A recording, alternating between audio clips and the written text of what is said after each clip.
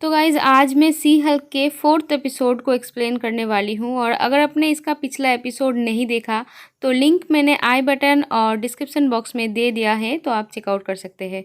तो हमने पिछले एपिसोड में देखा था कि सी हल्क ने एबोमिनेशन को पैरोल पर आज़ादी दिलवा दिया है। अब इस एपिसोड में हम डॉनी ब्लेज नाम के एक मैजिशियन को देखते हैं जो कि एक शो में कुछ मैजिक ट्रिक्स दिखा रहा था और यहाँ पर ये देख के सभी बोर हो रहे थे। लेकिन तभी वो एक ऑडियंस मेंबर को बुलाती है और कुछ मैजिक दिखाती है, लेकिन इससे भी सभी बोर ही हो रहे थे। तो जादूगर एक अंगूठी पहनकर एक पोर्टल को ओपन कर देता है जहां वो लड़की मेडिसिन उस पोर्टल में चली जाती है।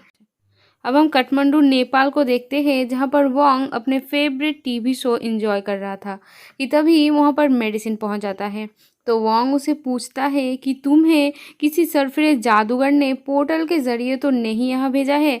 तो मेडिसिन कहता है कि हाँ, उसने मुझे भेजा है, लेकिन मैं वहाँ से अपनी जान बचाकर आई हूँ। लेकिन फिर वो कहता है कि एक बकरे ने मुझे 6 खून के बूंदों के बदले जलते लाभे से बचाया। अब वोंग बहुत ज़्यादा गुस्सा हो जाता है और डॉनी ब्लेज को सबक सिखाने का सोचता है। अब सीन शिफ्ट होता है और हम जेनिफर के फादर को देखते हैं जो कि अपनी बेटी की सुरक्षा के लिए सीसीटीवी कैमरा और भी 2-3 चीज़ें लाती है। लेकिन जेनिफर कहता है कि मैं सी हल्क हूँ, मुझे ये सब की ज़रूरत नहीं है।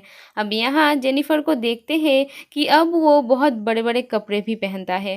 अब जेनिफर ऑफिस आता है और निकी से बातें करता है। तो निकी उसे कहता है कि क्या तुम अपनी ज़िंदगी से बोर नहीं होते। अब निकी कहता है कि मैं तुम्हारे लिए एक प्रोफाइल बना देता हूँ और इसके ज़रिए लोग एक दूसरे से मिलकर अपनी शादी के लिए लड़का और फिर लड़की चुनती है।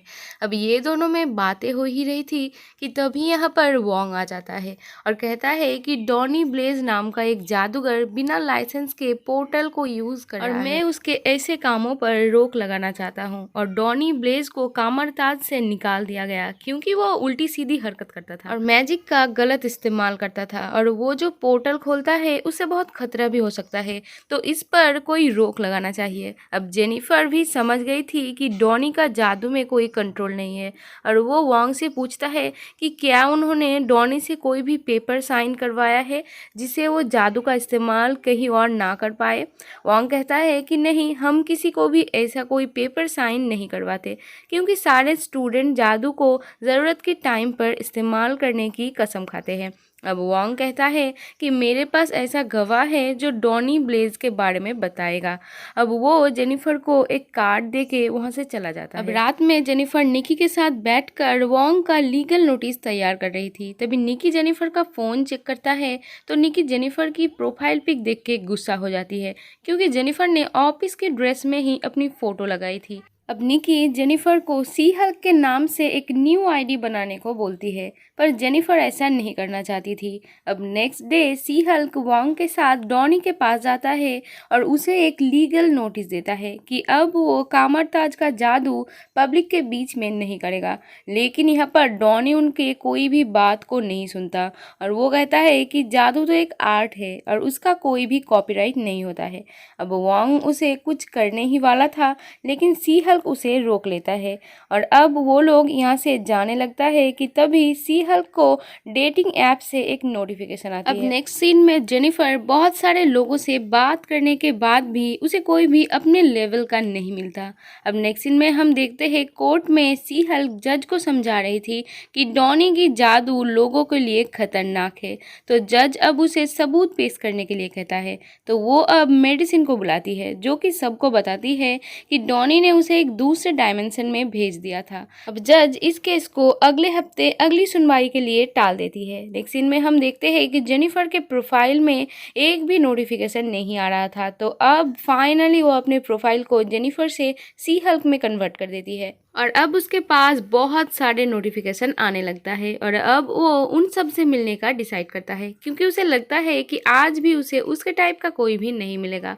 अब हम देखते हैं इधर डॉनी ब्लेज एक और लड़की को पोर्टल से दूसरे डायमेंशन में भेजने ही वाला था, लेकिन वो लड़की ऐसा करने से मना कर देता है।